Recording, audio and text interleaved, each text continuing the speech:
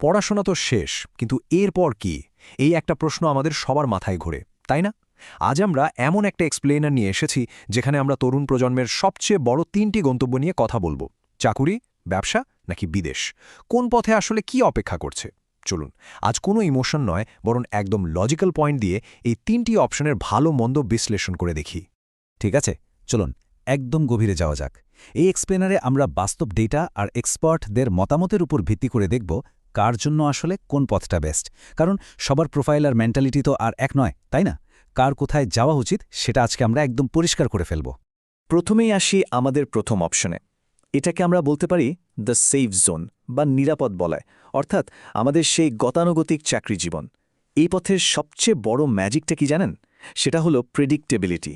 মানে আপনি জানেন যে মাস শেষে আপনার অ্যাকাউন্টে একটা নির্দিষ্ট অ্যামাউন্টের টাকা ঢুকছেই। এখানে আর্থিক ঝুঁকি বেশ কম। কিন্তু এখানে একটা দারুণ কন্ট্রাস্ট আছে। একদিকে আপনি পাচ্ছেন মাস শেষে নিশ্চিত বেতনের মানসিক শান্তি, একটা চমৎকার সামাজিক মর্যাদা এবং লো রিস্ক লাইফ। অন্যদিকে একটা অদৃশ্য দেয়ালও কিন্তু আছে। চাইলেই আপনি আপনার ইনকাম রাতারাতি দ্বিগুণ করে ফেলতে পারবেন না। আয়ের একটা লিমিট থাকে। আর হ্যাঁ, অন্যের আন্ডারে কাজ করা বা ম্যানেজমেন্টের ডেডলাইনের যে একটা মেন্টাল প্রেশার, সেটা তো এই প্যাকেজের সাথে ফ্রি আসে। তো কাদের আসলে এই পথে হাঁটা উচিত? দেখুন, আপনি যদি এমন কেউ হন যিনি একটা গোছানো ওয়েল স্ট্রাকচার্ড লাইফ লিড করতে ভালোবাসেন, তবে চাকরি আপনার জন্যই। যারা মূলত আর্থিক ঝুঁকি নিতে একদমই স্বাচ্ছন্দ্যবোধ করেন না, একটা রেগুলার 9 to 5 রুটিন পছন্দ করেন এবং চরম অনিশ্চয়তাকে রীতিমতো ভয় পান, তাদের জন্য এই সেফ জোন সত্যিই সেরা একটা জায়গা। আচ্ছা, এবার চলুন আমাদের দ্বিতীয় গন্তব্যে শিফট করি, ব্যবসা বা এন্টারপ্রেনিয়রশিপ। এটাকে আমরা বলতে পারি দ্য রিস্ক অ্যান্ড রিওয়ার্ড। এখানে একটা মজার কনসেপ্ট আছে, এক্সপার্ট কে শ্রীকৃষ্ণ, যেটাকে বলেন দ্য মান্থলি নাট। জিনিসটা কি? এটা হলো সেই বেসলাইন ইনকাম যেটা একজন উদ্যোক্তাকে তার নিজের লাইফস্টাইল আর ব্যবসার রেগুলার খরচ মেটানোর জন্য প্রতি মাসে জেনারেট করতেই হয়। এই চাপটা কিন্তু একজন ফাউন্ডারকে প্রতিদিন তাড়া করে। ব্যবসার বিষয়টা আসলে খুবই ইন্টারেস্টিং। একদিকে আপনি আপনার নিজের বস, আপনার ইনকামে কোনো লিমিট নেই, আকাশটাই সীমানা। এর সাথে অন্যের জন্য কর্মসংস্থান তৈরির যে একটা বিশাল তৃপ্তি, সেটা তো আছেই। কিন্তু মুদ্রার উল্টো পিঠে কি আছে?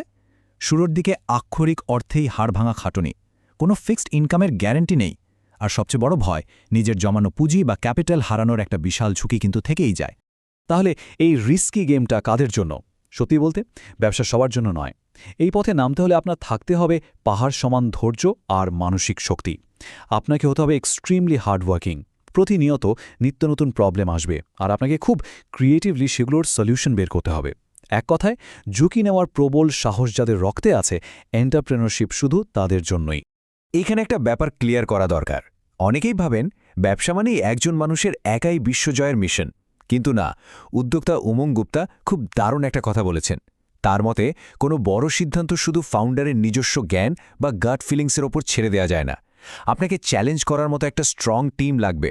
অর্থাৎ সাকসেসফুল হতে হলে টিম ওয়ার্ক এবং অ্যাকাউন্টেবিলিটির কোনো বিকল্প নেই। রাইট, এবার আমরা কথা বলবো আমাদের তৃতীয় এবং অত্যন্ত হার্ড হিটিং একটা অপশন নিয়ে, আর সেটা হলো বিদেশ, মানে মাইগ্রেন্ট ওয়ার্কার হিসেবে পাড়ি জমানো। এটাকে আমি বলি দ্য হার্ড রিয়ালিটি।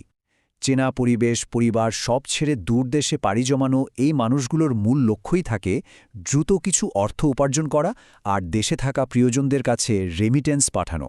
এই পথের ট্রেড অফটা খুব ক্লিয়ার, আর একটু নিষ্ঠুরও বটে। এর সবচেয়ে বড় সুবিধা হলো আপনি খুব দ্রুত বড় অঙ্কের একটা সেভিংস করতে পারবেন, যেটা দেশে হয়তো সম্ভব হতো না। পরিবারের লাইফস্টাইলও খুব দ্রুত আপগ্রেড হয়। কিন্তু ভাই, এর জন্য যে মূল্যটা চোকাতে হয়, সেটা অনেক ভারী। পরিবার থেকে দিনের পর দিন বিচ্ছিন্ন থাকা, অমানসিক শারীরিক পরিশ্রম, আর সবশেষে চরম একাকিত্ব বা নিঃসঙ্গতা। আর হ্যাঁ, ঝুঁকিগুলো শুধু যে ইমোশনাল বা ফিজিক্যাল তা কিন্তু নয়। অনেক ক্ষেত্রেই ব্যাপারটা সিস্টেমেটিক। যেমন ধরুন, মধ্যপ্রাচ্যের কাফালা সিস্টেমের কথা আমরা অনেকেই জানি। অ্যামনেস্টি ইন্টারন্যাশনাল বলছে, পর্যাপ্ত আইনি সুরক্ষার অভাবে কর্মীরা অনেক সময়ে এমন পরিস্থিতিতে পড়েন যেখানে লিটারেলি শোষক মালিকদের দয়ার ওপরই তাদের টিকে থাকা নির্ভর করে। বিদেশে পা বাড়ানোর আগে এই রূঢ় বাস্তবতাটা মাথায় রাখা একেবারে মাস্ট। তো এই কঠিন চ্যালেঞ্জটা কারা নেবেন? যাদের পরিবারের ফিনান্সিয়াল কন্ডিশন খুব দ্রুত টার্ন অ্যারাউন্ড করাটা একদম ফরজ হয়ে দাঁড়িয়েছে, তাদের জন্য এটা দারুণ একটা অপশন। তবে হ্যাঁ, এর জন্য তাকে হতে হবে এমন একজন মানুষ যিনি কঠোর শারীরিক পরিশ্রমে একটুও ভয় পান না। আর দিনের পর দিন একাকিত্ব বা ইমোশনাল আইসোলেশন সহ্য করার মতো মেন্টাল স্ট্রেংথ তার ভেতরে থাকতে হবে। চলুন এই পুরো চিত্রটাকে এবার এক নজরে দেখে নেওয়া যাক। স্ক্রিনের এই ম্যাট্রিক্সটা খেয়াল করুন। চাকরিতে ঝুঁকি কম কিন্তু ইনকাম লিমিটেড। ব্যবসায় ইনকাম আনলিমিটেড কিন্তু সেখানে রিস্ক আর মেন্টাল প্রেশার অনেক বেশি। অন্যদিকে বিদেশে ইনকাম বেশ দ্রুত হয় ঠিকই, কিন্তু সেখানে আইসোলেশন বা নিঃসঙ্গতার ইম্প্যাক্টটা সাংঘাতিক। ডেটা কিন্তু আমাদের এটাই বলছে যে ইউনিভার্সালি পারফেক্ট বলে কোনো গন্তব্য আসলে নেই। আজকের এই এক্সপ্লেনারের একদম শেষে এসে আপনাদের শুধু একটাই কথা বলবো, কোনো পথই কিন্তু ছোট বা বড় নয়।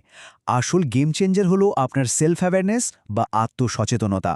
নিজের মাইন্ডসেট আর স্কিলসেট সম্পর্কে ক্লিয়ার আইডিয়া থাকলেই আপনি আপনার সঠিক গন্তব্যটা বেছে নিতে পারবেন। তাই শেষে আপনাদের কাছে আমার একটা প্রশ্ন রেখে যাই। আপনি কি জানেন আপনার জীবনের কাছে আপনার আসল প্রত্যাশা কী? আর সেই প্রত্যাশা পূরণের জন্য আপনি ঠিক কতটা মূল্য চোকাতে প্রস্তুত? একটু ভাবুন তো।